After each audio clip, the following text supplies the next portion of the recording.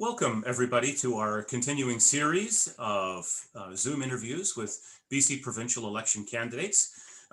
We are here today with Laura-Lynn Thompson. She is the Christian Heritage Party candidate here in Abbotsford. Welcome, Laura-Lynn. Great to finally meet you. Thank you, Vince. It's awesome to be here. Thanks for this opportunity. No problem at all. I know we're getting very close to Election Day, but we are doing some advertising to send people to the website to watch these videos, and we're going to keep them up a little bit after the election as well, because I think people that put their names forward to be candidates in an election also tend to be people in the community that are community leaders and are active in community organizations, and it's always nice for people to get to know those people. So they'll stay up for a little while as well. Just for those of you that have never seen or a Zoom interview or listened to an Abbotsford Today podcast before, I think I'll just let you know how this goes. We're going to have a casual conversation with Laura-Lynn, and we're going to get to know her, and we'll touch on some issues, I'm sure. But I just want everyone to know that this is not a strict Q&A. We're going to dig into Laura-Lynn, the person. And it's also not a debate. So she's going to have her views. Those will come from her personally and also from her party. If you want to see what a counter argument is to any of the issues we talk about, please go and have a look at some of the other interviews. We're making a space for the candidates to deliver a message to you, the voter, and that's the purpose of these interviews today. So thank you for watching, and Laura-Lynn, thanks for joining us. And maybe to kind of get the ball rolling, putting your name forward to run in the political arena is a tough one. I've done it myself before, so I know you got to have some thick skin, but generally people go into it with motivation. Maybe you could start out by telling us sort of what got you into politics, what inspired you to run, and maybe even what inspired you to run as part of the Christian Heritage Party. Well, thank you for asking, Vince. Yeah, I feel that I'm here because it's a calling, not because it's a career. And I got into this because I started seeing that the world's a bit upside down and all kinds of decisions are being made. And I found that a lot of people actually in politics will go along with a certain agenda because it's politically correct and not because it's the right one. And so 3 years ago, I had the perfect life. I really mean it. I was living the dream. I had a national television show. I was on every day across the country on a show called the 700 Club Canada. It was absolutely fantastic. I loved it. And then one of the moms, really from the Langley area, told me about a program called SOGI, Sexual Orientation and Gender Identity. And they had a lot of teaching and resources that helped children to understand that they were gender fluid. And I had never really heard of that. I mean, at that time, 3 years ago, I thought that there's no way. And then she introduced me to someone else. And this other person said it's true and began to show me the resources, began to show me how the BC Liberals and the NDP had collaborated on one certain day in 2017, I believe it was July 2017, to basically make gender sort of have, its own protections and the sexual orientation to have its own protections. Well, I mean, I thought in Canada, we all have protections. I don't like bullying of any kind, not to any person. And I've had bullying towards me. I was born in Uganda, East Africa. I grew up as one of the only white kids in my school in Uganda. Then my parents moved to the high Arctic, Tuktoyaktuk, and I was the only blonde white girl in the Inuit school. And you bet I was picked on. So I know that bullying can happen. And I think the whole thing behind SOGI was that we want to have no bullying towards LGBTQ. And I absolutely agree with that. I don't think anybody should be bullied. But my issue came when kindergartners were being read books like I Am Jazz. Jazz Jennings is a real person, and Jazz, had in this book, I have a girl brain in a boy body. And so as we've had more and more information coming our way about the new, gender ideology, that you can be a different gender in your body, For me, as I look at the science, it's not scientific. There are many who dispute this, many, and millions of Canadians across this country do not feel that they align with this way of thinking, and their children don't want their children taught this. And so as I began to fight that, I got targeted and I got bullied and I got intensely socially bullied on my social media platforms. I had LGBTQ activists. They called my workplace. They demanded that I be fired. They called the CRTC and request that I never be on the air in Canada. They called Vision TV, Joy TV, the affiliate stations. And then eventually they called all of the advertisers of the shows that I was on. And it began to be too much. And I eventually lost my national job. And why? Because I didn't think LGBTQ had a right to be LGBTQ? No, not at all. I always say you can be gay, lesbian, bisexual, transsexual, polyamorous, pansexual, any of the 152 genders that is allotted at this time. As long as you're an adult and you want to live that way, that's fine. But parents have a right to have their children taught what they believe. And gender dysphoria is a real thing. I've studied that. I've learned about that. It is. Children, for many different reasons, can have a feeling or sense that they're in the wrong body. However, it's very unusual. It's rare.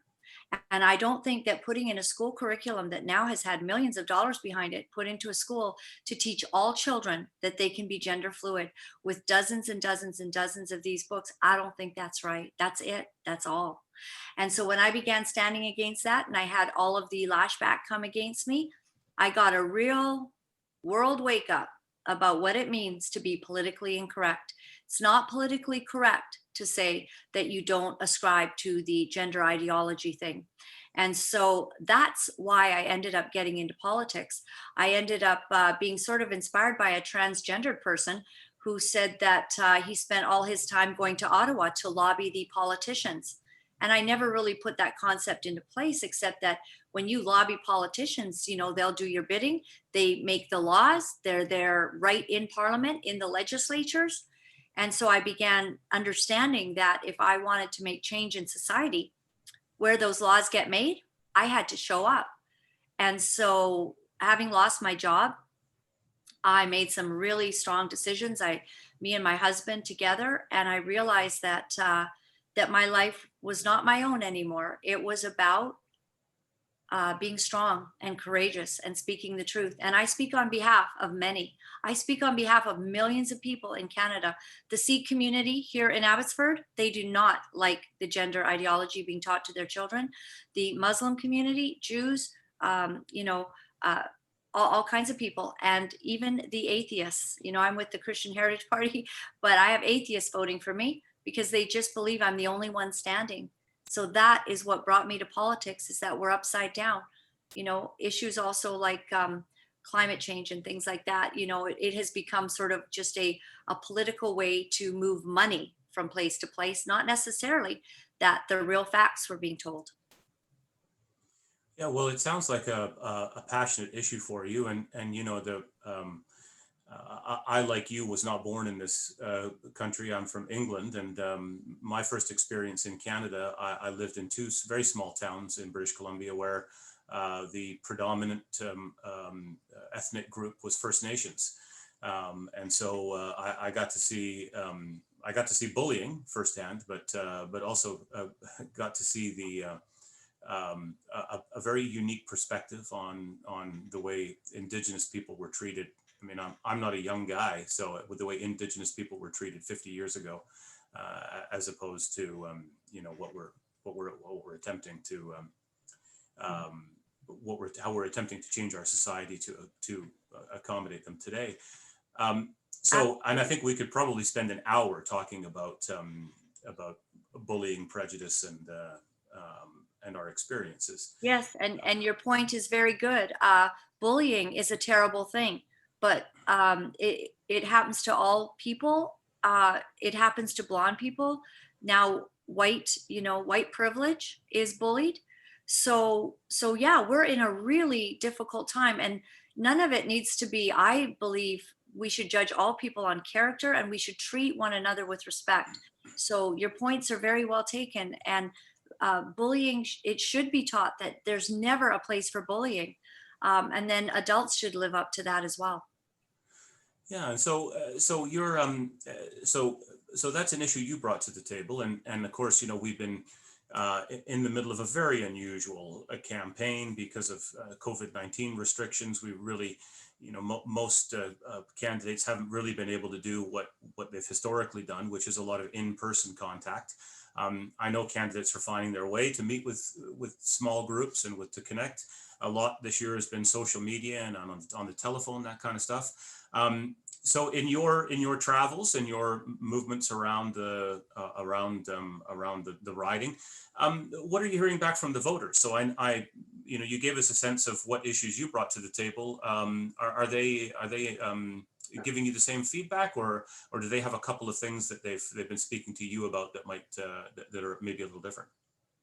I've been overwhelmingly shocked by the support because I was on television for all those years, Vince, and because I've been now a podcaster and a video caster for 3 years since then, because I went to video when I didn't have television anymore.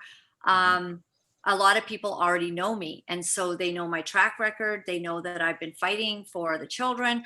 They know I've been fighting for principles, guidelines, religious freedom, freedom of conscience, freedom of speech. They've seen me at rallies. They've seen me here and there. They've seen me online. All kinds of articles have been written about me.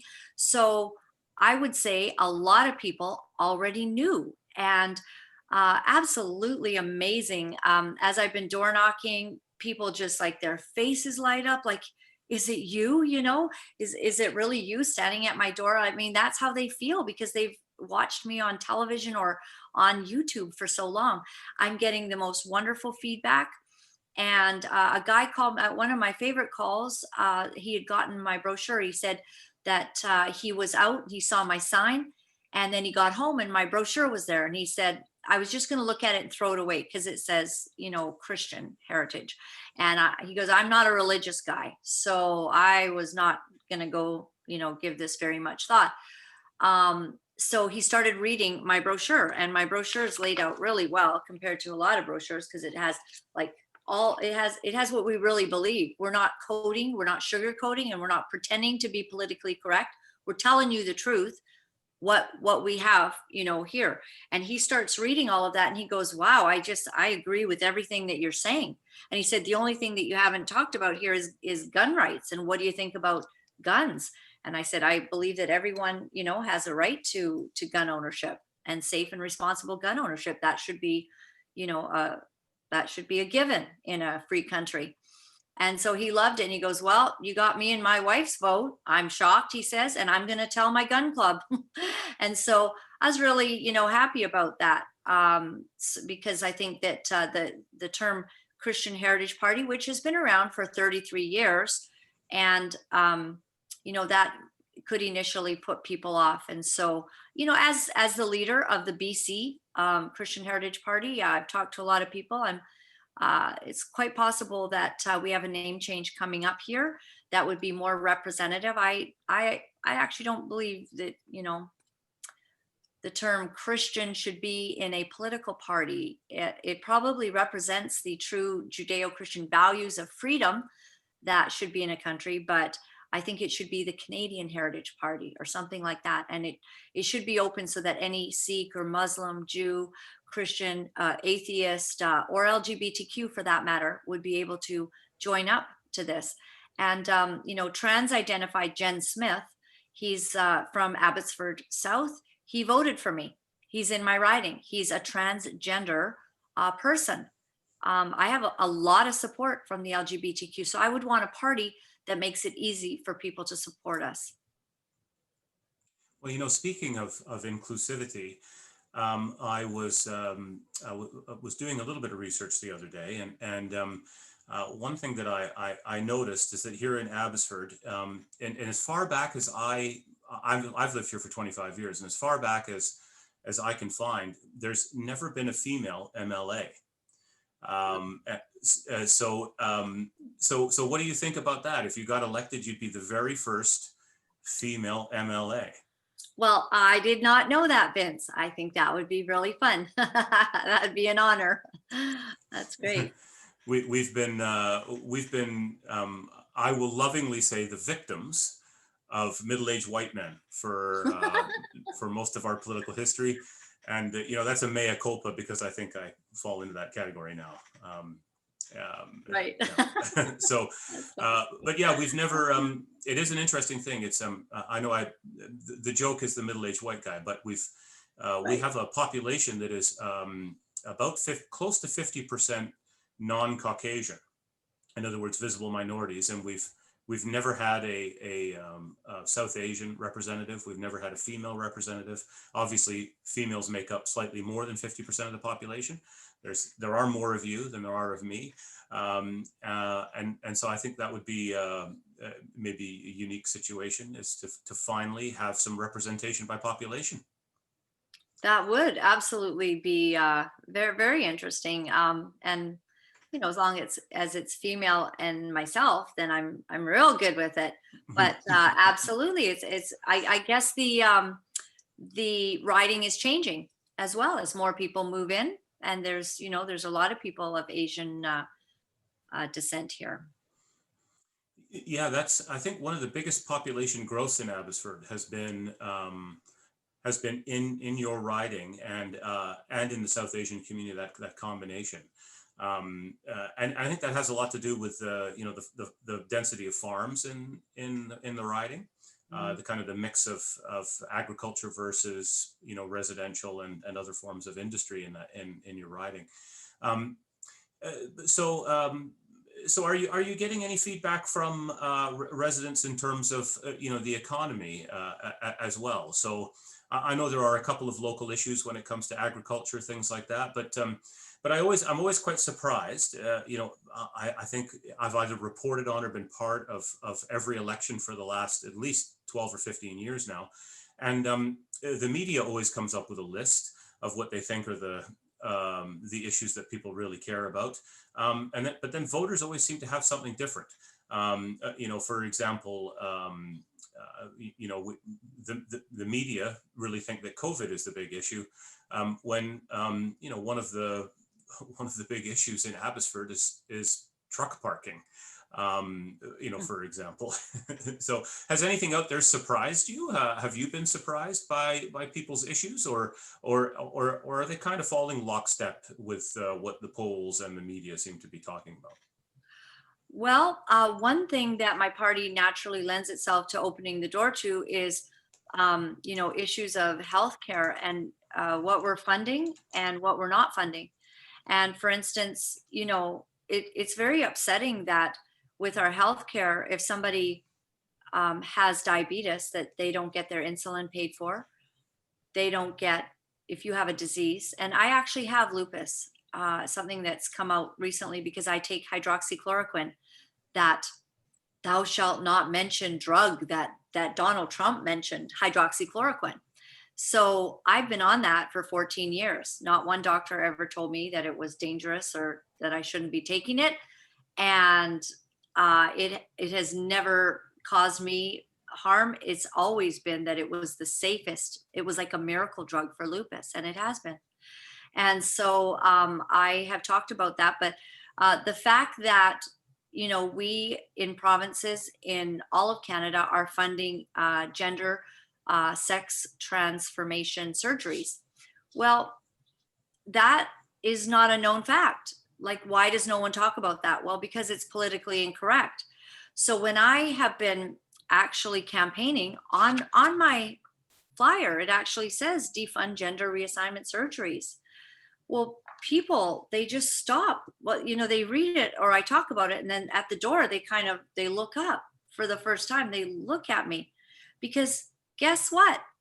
Nobody talks about this. This is like political suicide. If you want to bring this up, you might as well kiss your party goodbye. And they're like, yeah, I totally agree with you. Why are we paying for that? And then they have a story.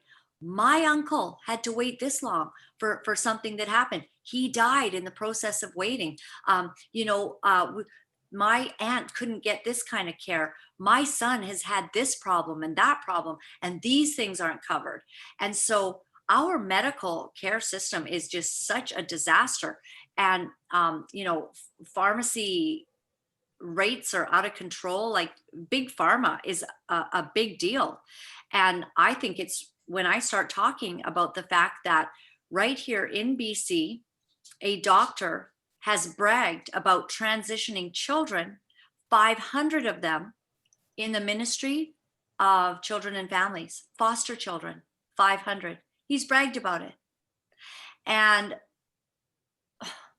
the cost and the amount that is spent to help kids to transition and all of those medical costs, those are covered 100%.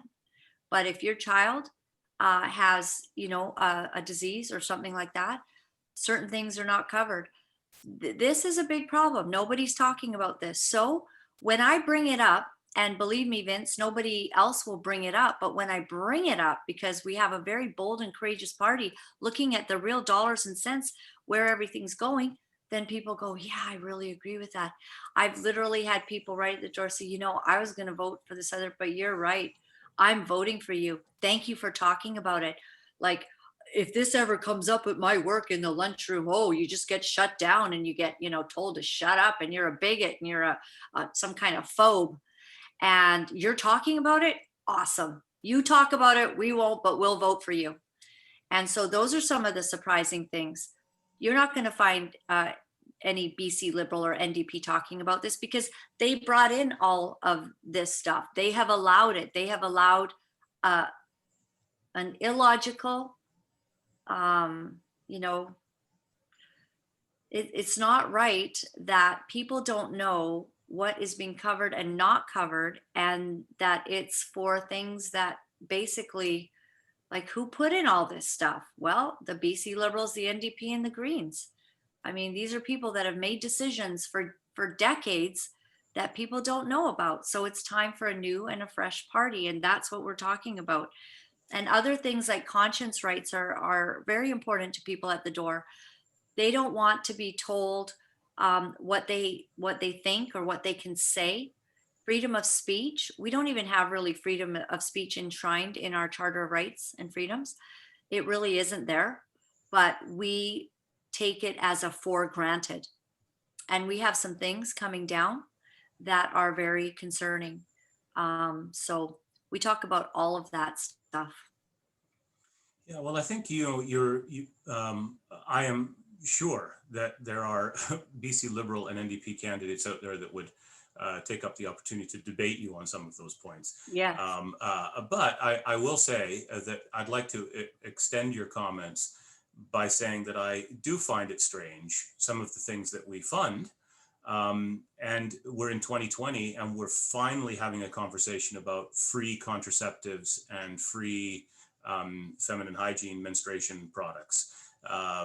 Around the world, many countries have gotten over that and fund those things. So I think it's kind of strange that we we kind of cherry pick what we'll pay for, and women generally come out on the short end of that stick, on the healthcare stick. And whether you agree with free contraception or not, that's another point to debate. But the idea that that women are still buying their own menstruation products I think is a crazy one to me. So and I didn't evolve into that. I have an Italian mother who, from the time I was very, very young, educated me in exactly who was in charge, and it was her. So, yeah.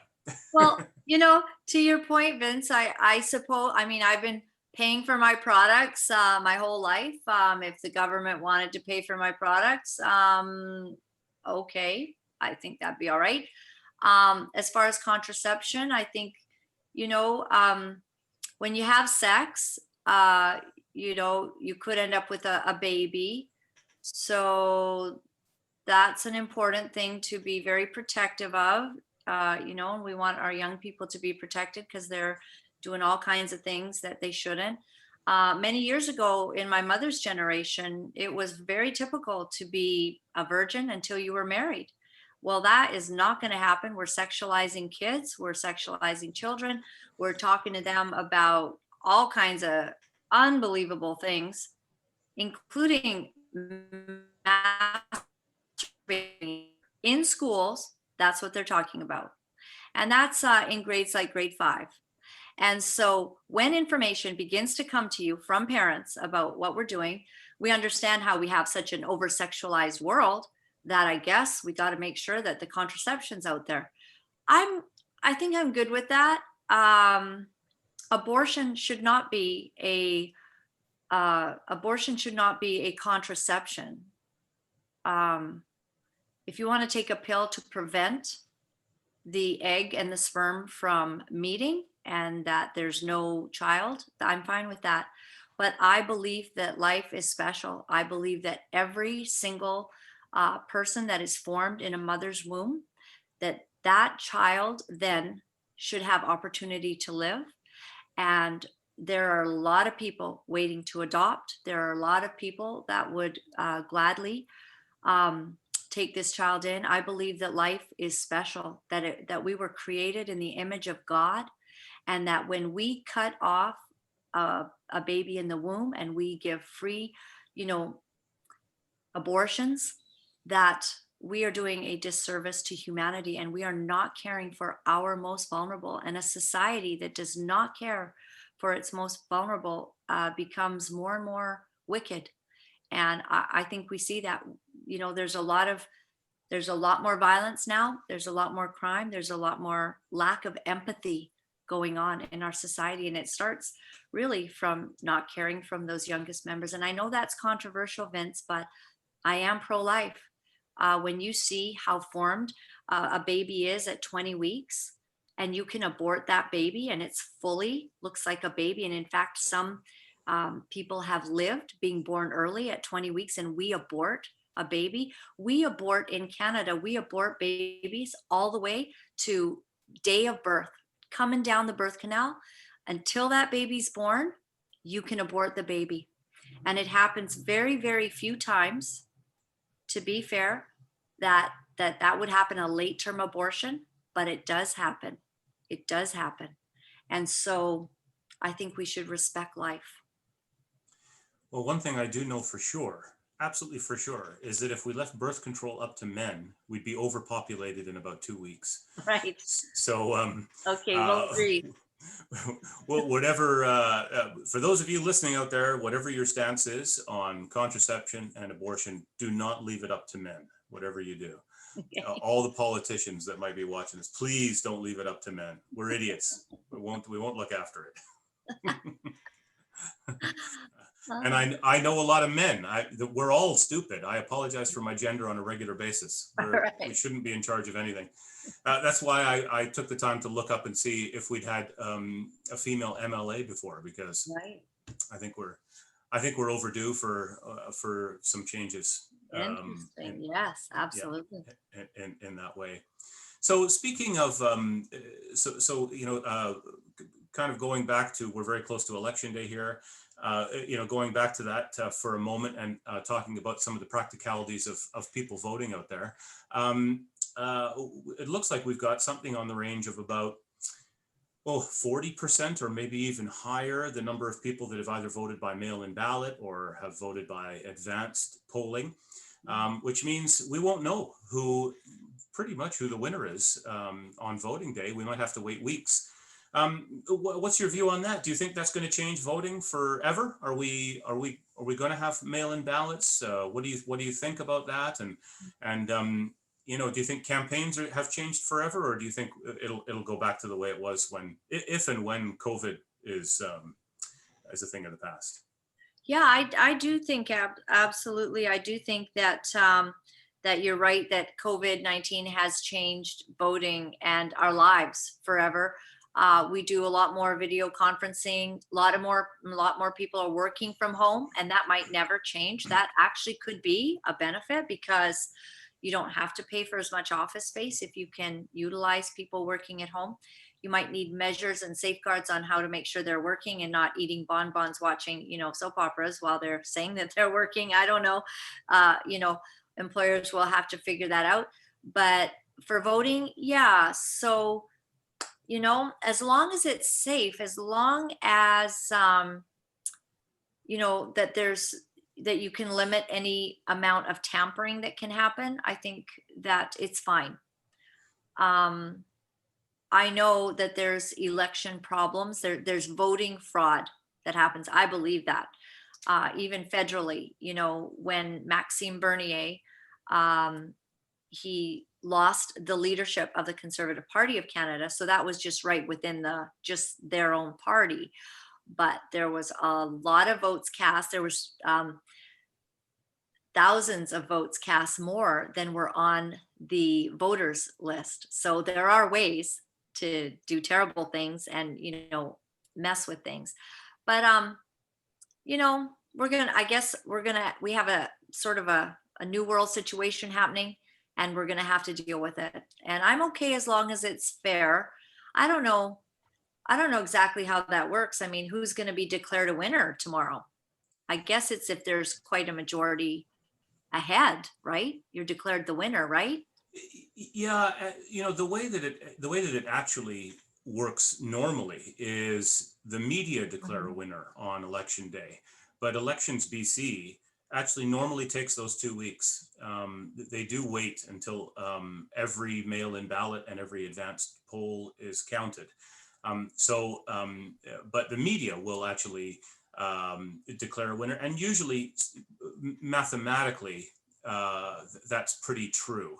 So for example, we're a first past the post system, and so if you've got 50% plus one of all registered or eligible voters, for example, on Saturday, if you say get 51% of all eligible voters, you can be declared the winner in a riding. And then if the number of ridings that they can declare are the majority in the legislature, then there would be declared a winner. But what normally happens is they statistically announce a winner, and then perhaps the other parties will concede on the night because of the math. But the true declaration of a winner is done normally quite quietly to a couple of weeks later after all the mail-in ballots are counted. The difference in this election is that historically, I think last election, 8,600 people voted by mail-in ballot, and something like 400,000 have voted by mail-in ballot. So the changes that are possible after 400,000 ballots are counted is, that's significant, not minor. Right. And I think, to your point there, I think that's that number of mail-in ballots comes with problems. It does come with a need for Elections BC and federally to focus on the security of those ballots and the proper counting and speedier counting of mail-in ballots as well, I think. So Yes, and oversight. Yeah. Accountability there. Yeah. Scrutineers. I mean, I don't know how that works, but hopefully they're doing the right thing by the Canadian voters. Yeah, well, in the elections I've been involved in, scrutineers, I've yet to encounter a scrutineer who's made a complaint of any sort of volume. Sometimes people will challenge identification at the poll, but I think in-person voting, most people still feel that is the most secure way to vote. And I think if we were going to have shenanigans, I think someone out there right now would say, wow, 400,000 ballots cast by mail. Maybe next time we could play with that. We could monkey around with that. So I think the government should really look at that. And I know a lot of people wrinkle their nose. I've said this before. Online voting.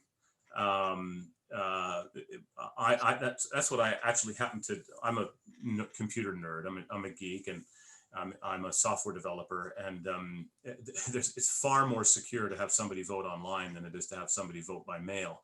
So I hope the government takes a good hard look at that, and maybe begins a campaign of educating the public as to how secure it really can be online. So Absolutely.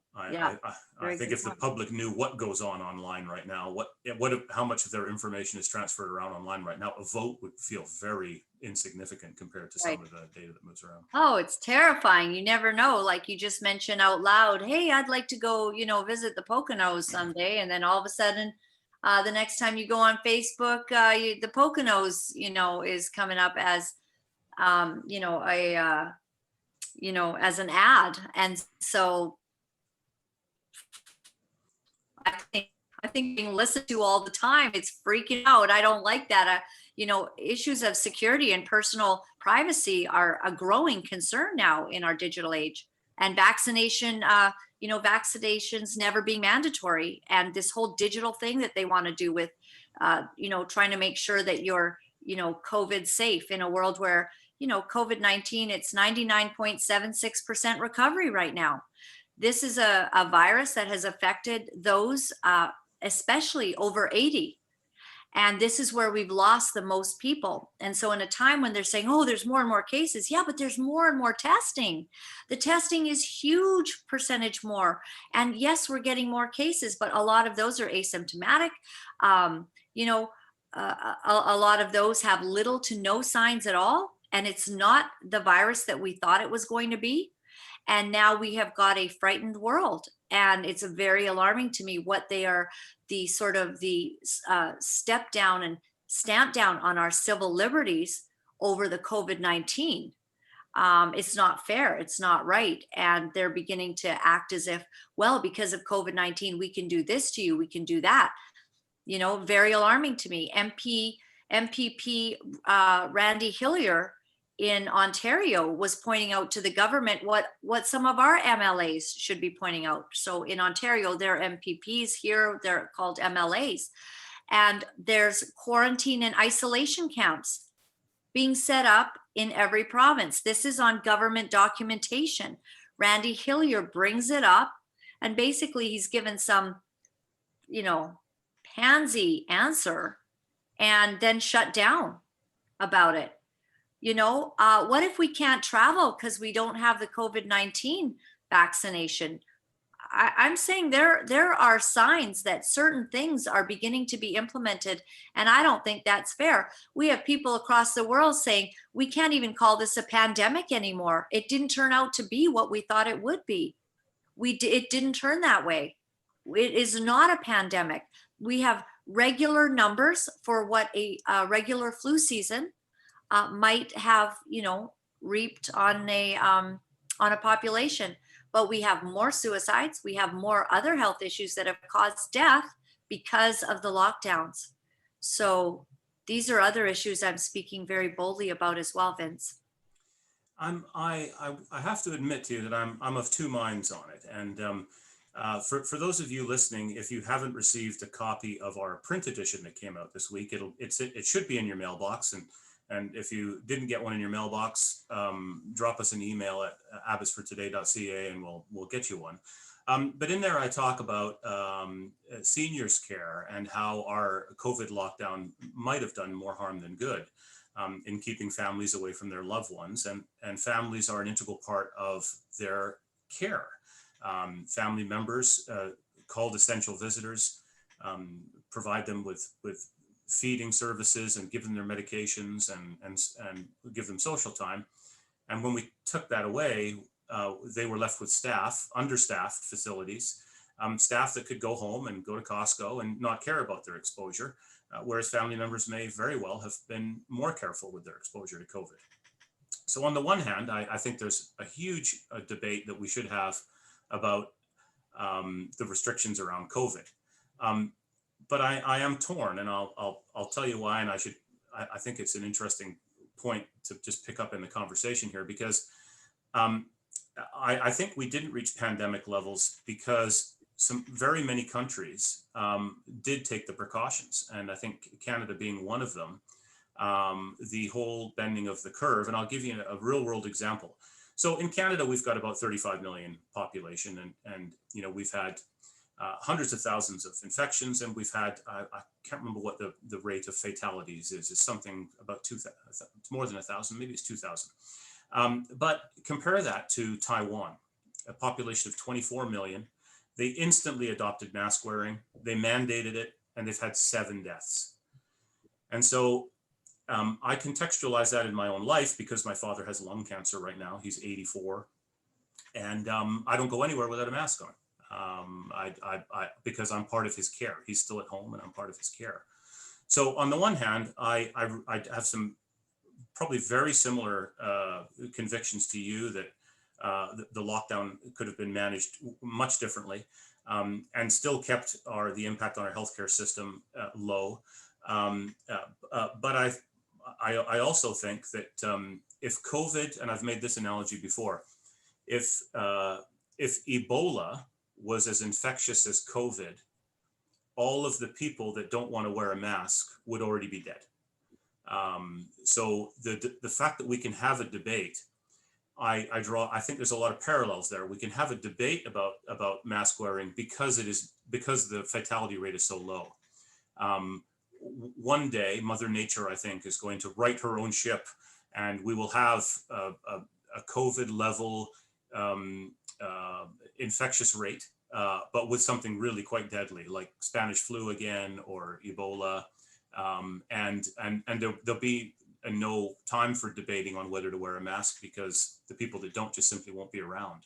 And so I have the same analogy about just living in Canada generally. You know, we've got political issues of every kind: economic, social, healthcare, all different issues. And we get to have these debates because Canada is a fantastic place to live in. It's a wonderful country. And if we can't fix those issues here, if we can't fix them in Canada, it's not likely to be fixed anywhere else in the world.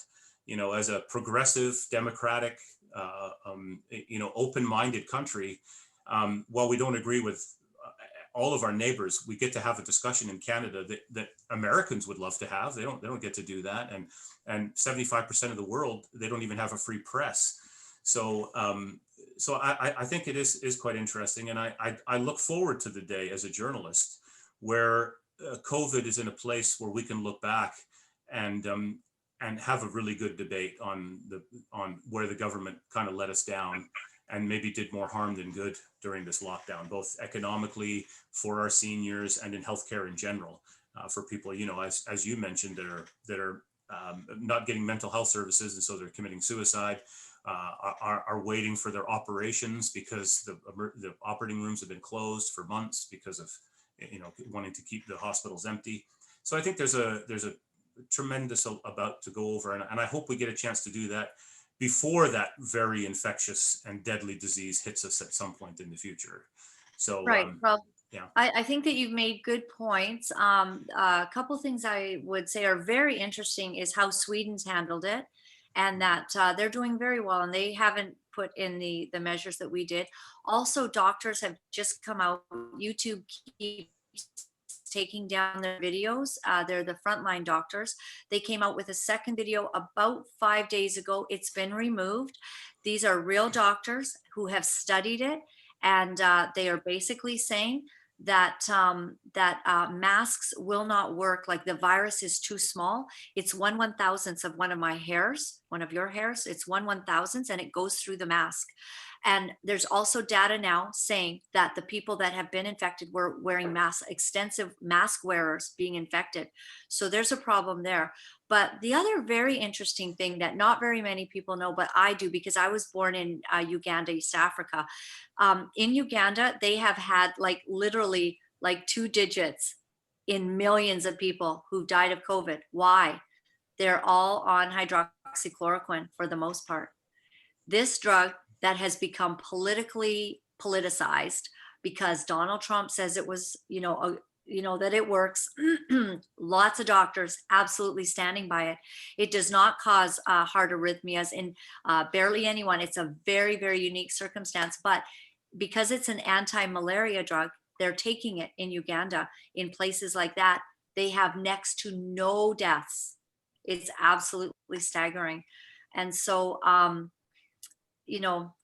think the mask wearing's gotten crazy. So I went to a restaurant the other night, Vince. This was really annoying. Like, it ruined everyone's night. And I'm sorry, I don't wear masks. I already have a compromised immune system. And I just make it a point, like, it's dumb. So we walk into a restaurant, high class, four-star restaurant. They need me to wear a mask from the desk down 100 feet to the table. Long as I do that, I'm going to have a good night. Once you get to the table, you take your mask off. Everyone's sitting around the whole restaurant, no masks. All they require is that you have to walk down the main aisle with a mask. I asked them, what sense does that make? It turned into a huge battle because it's so stupid. I can't stand it. And I said, I won't breathe then. I won't breathe out. I'll walk down there. No, that wasn't good enough. And I said to the gentleman, I said, you're wearing a mask 8 hours a day. I said, do you know you're compromising your own immune system with that mask? And he said, yes, I do, ma'am. And I knew by the way he was looking at me, he's like, I have to do this. I have to do this. So anyways, it was quite an incident. And I'm going to talk about it next week on my podcast after the election's over, because I don't need any more, any more hoopla. But, what sense is it now making all these things? You got to walk in a door and the arrows point one way. Nobody else is in the store or the establishment. You got to walk out the way the arrows are pointing. You can't just walk to your car, which is actually closer to those doors. Can I just walk back that way? No, I'm sorry. You have to follow the arrows and go out, this one certain door. Like, has the world lost their ever-loving minds? I just think all that stuff is stupid, and I'm done with it. Like, I'm not good with stupid. So Yeah, I don't well, know. yeah, well, I think, like I say, I think we're in agreement. There's some things that some rules out there that don't make sense, And having said that, thank you for being so careful around your father. You are caring for your father. I'm careful around my dad as well. But I'll tell you what, I still give him hugs and I kiss him because I lost my mom in the middle of COVID. And if I would have listened to those pathetic rules, I wouldn't have seen my mom this year. I didn't listen. I was careful around her. She did not die of COVID. She passed. It was her time. And I got to see her a lot because I would not bow to the rules. I was careful. I didn't touch her as much. I made sure, that my hands were clean, and I made sure I wasn't sick. I mean, I'm not sick. What am I going to give you if I'm not sick? And the WHO said that asymptomatic, passing of the disease is, they really have no proof of that. So I know, Vince, it's a big thing, but you're honoring your father, and I respect that. I do. Yeah, well, I just don't want to be the one that gives it to him. No, no. He's going to pass away anyway. Right. His lung cancer is palliative. So, but Sorry to hear that. my mom wants him to hang around. I'm not sure why, but she still wants him Yeah. to hang around for a little bit. Yeah. Yeah. Oh, so hard. Wow. So Anyway, hard. before we kind of move towards wrapping it up here, how and I know people can find you on the Christian Heritage Party website, but are there some other ways people can get in contact with you, like on Facebook or a telephone number or something You like that? bet. I'm all over Facebook. You just Google my name, Laura-Lynn Tyler Thompson.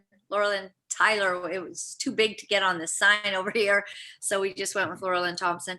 Also, my email is lauralynn@chpbc.ca. So Laura-Lynn, Lauralynn. And my phone number right now is 778-748-1409, 778-748-1409. I'm taking calls all day. It's all over this. People are like, is this Laura? Like, I'm actually getting you. I'm like, yeah, you are. You're actually getting me. and I'm answering every question. And, and I had a transgender person call very, very unhappy with me. I tried to explain, what my issues were. And I also said, hey, transgender, Jen Smith's voting for me. And so anyways, I'm not going to make him happy no matter what, but I am happy to answer all questions. I really like dialogue. And, Vince, it's been really nice. I appreciate that you allow the dialogue. And maybe we'd all get along better if we just have conversations, agree to disagree on some things, but try to see the other person's perspective. I think that'd go a long ways in this day and age. Oh, absolutely. It's and I don't want I hope that political discourse in Canada doesn't end up like the United States, where it becomes black and white and tribal, and you're either right or you're somehow less than human. I mean,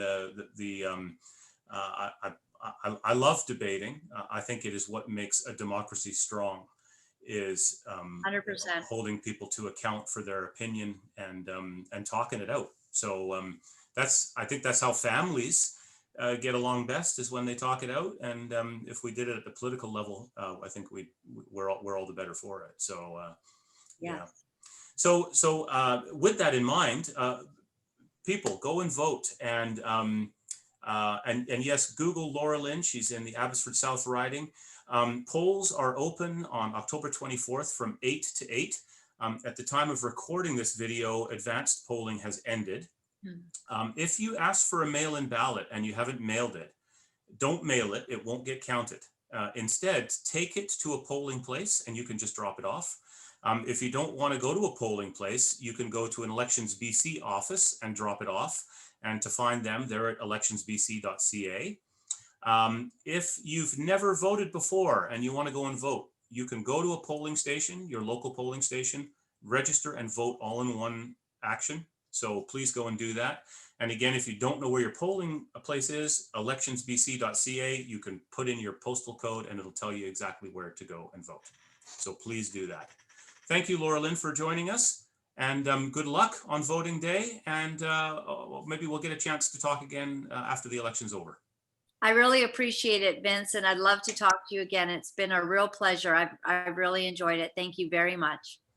Great. Thanks. We'll do the Zoom wave goodbye now. Thanks, everybody. Bye-bye.